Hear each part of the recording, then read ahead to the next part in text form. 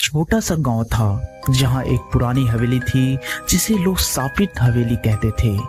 लोग कहते थे कि हवेली में एक भूत रहता है जो वहां जाने वाले सभी इंसानों को अपना शिकार बनाता है।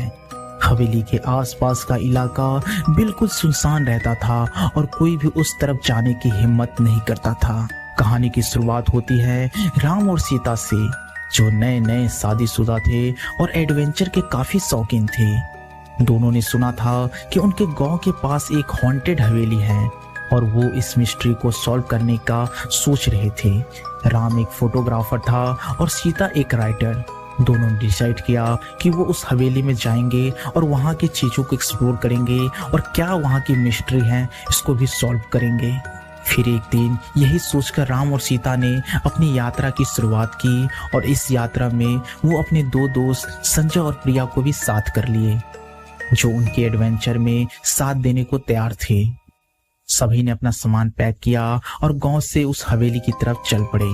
रास्ता काफी लंबा और भयानक लग रहा था, पर उनका एक्साइटमेंट इस सब से काफी ऊपर था, इसलिए वो बिना इसकी परवाह किए उस हवेली की तरफ बढ़े चल रहे थे। हवेली के पास पहुंचते ही सबको एक अजीब सी ठंडक महसूस हुई। हवेली बहुत पुरानी और जंगल से घिरी हुई थी। दरवाजे काफी पुराने और टूट चुके थे। इसका अंदाजा अंदर देख के साफ लगाया जा सकता था। तभी राम ने अपना कैमरा निकाला और कुछ फोटो वहां के लेने लगे, तो वहीं सीता ने अपना नोटबुक निकाला और कुछ नोट्स बनाने शुरू कर दिए। और फिर धीरे धीरे सभी उस हवेली के अंदर चले गए और वहां की सारी चीजों को एक्सप्लोर करना शुरू कर दिया। अंदर का माहौल बहुत ही ज्यादा डरावना था। वहां की दीवारें काफी पुरानी थी और पेंटिंग काफी पुरानी और टूट चुकी थी। हर जगह धूल और मकड़ी के जाले साफ दिखाई दे रहे थे। तभी एक बड़े से हॉल में उनको एक बड़ा सा पियानो मिला जो दिखने में बहुत पुराना था। सीता ने पियानो के पास जाकर देखा और उस पर हाथ रखते ही उसने सुना कि एक हल्का सा म्यूजिक प्ले हो रहा है। जब सीता पियानो प्ले कर रही थी तभी उसने एक परछाई को देखा जो उसके बिल्कुल पास से गुजरी। उसने राम को बुलाया और उसे वो सारी बात बताई, लेकिन राम ने ये सब बस सीता का एक भ्रम समझा और इन चीजों को इग्नोर करने के लिए कहा। लेकिन सीता ने पियानो की आवाज फिर से जो इस बार और चली जा रही थी। हालांकि ये आवाज सीता के साथ साथ राम ने भी सुना, तो ये सब एक भ्रम है, इसलिए उसने सीता को ये सब चीजों को इग्नोर करने के लिए कहा और आगे चलने को कहा। जब वो दोनों साथ घूम रहे थे तभी वो घूमते घूमते एक बेडरूम में गए, जहां उन्होंने देखा कि एक पुरानी अलमारी काफी हिल रही थी। In today's world, online privacy के बाद जैसे ही उसने अलमारी का दरवाजा खोला, एक भूतिया चेहरा सामने आया और अलमारी बंद हो गई। राम और सीता दोनों डर के पीछे हट गए। उन्होंने सोचा कि ये उनका एक भ्रम हो सकता है या ये हकीकत है, ये उसे समझ में नहीं आया। इस बीच संजय और प्रिया भी उधर हवेली के अलग अलग हिस्सों को एक्सप्लोर साथ में कर रहे थे। तभी उन्होंने देखा कि एक कमरा बंद है और उसके अंदर से कुछ अजीब आवाजें आ रही थी। जैसे उन्होंने दरवाजा खोलने की कोशिश की, दरवाजा खुल गया और एक तेज हवा के साथ उनको एक भूतिया सा चेहरा दिखा। प्रिया चीख के पीछे हट गई और संजय ने दरवाजा बंद कर दिया। दोनों ने डिसाइड किया कि अब वापस जाना चाहिए, पर जब वापस वो हॉल में आए तो उन्होंने देखा कि राम और सीता वहां नहीं थे।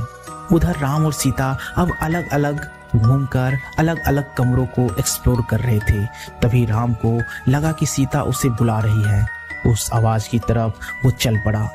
तभी उसने देखा कि एक परछाई उसे बुला रही थी और वो उस परछाई के पीछे धीरे धीरे चलने लगा। इसके बाद वो एक डार्क से कॉरिडोर में पहुंच गया।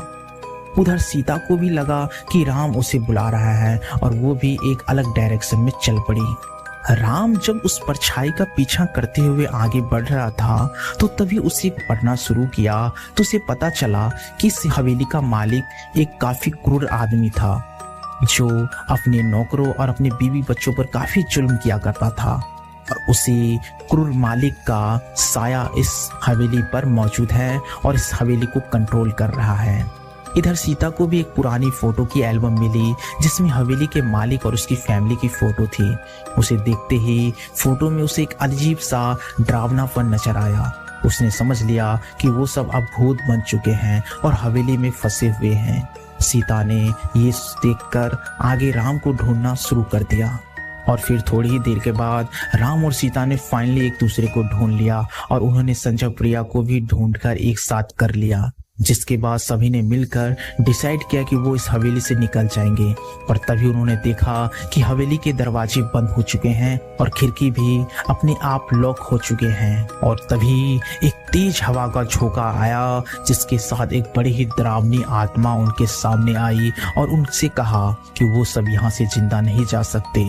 ये सुनकर राम ने हिम्मत दिखाई और उस आत्मा से कहा कि वो उसकी हेल्प कर सकता है और इस हवेली से उसे मुक्ति दिला सकता है। जिसके बाद राम ने पुरानी डायरी के कुछ पेज पढ़ने शुरू कर दिए और उस आत्मा को मुक्ति देने का तरीका खोजने लगा। तभी उसे उस डायरी में एक तरीका दिखाई पड़ा जिसमें कुछ हवन करने को कहा गया था। राम ने सबको सारा बात समझाया और उस हवन की तैयारी करने लगा। उसने कैंडल जलाई और कुछ चित्र बनाए और मंत्र का उच्चारण शुरू कर दिया। मंत्र का उच्चारण होते ही वो आत्मा चीखने चिल्लाने लगी और सब पे हमला करना स्टार्ट कर दिया। संजय और प्रिया ने भी राम की मदद की और वो मिलकर आत्मा को कंट्रोल करने लगे। और फिर थोड़ी देर के बाद जब वो यज्ञ समाप्त हुआ तो उस आत्मा को शांति मिल गई और उसकी परछाई खुद ब खुद गायब हो गई। जिसके बाद उस हवेली से भी उसका कंट्रोल हट गया और जो दरवाजे बंद हो चुके थे वो अपने आप खुल गए। दरवाजे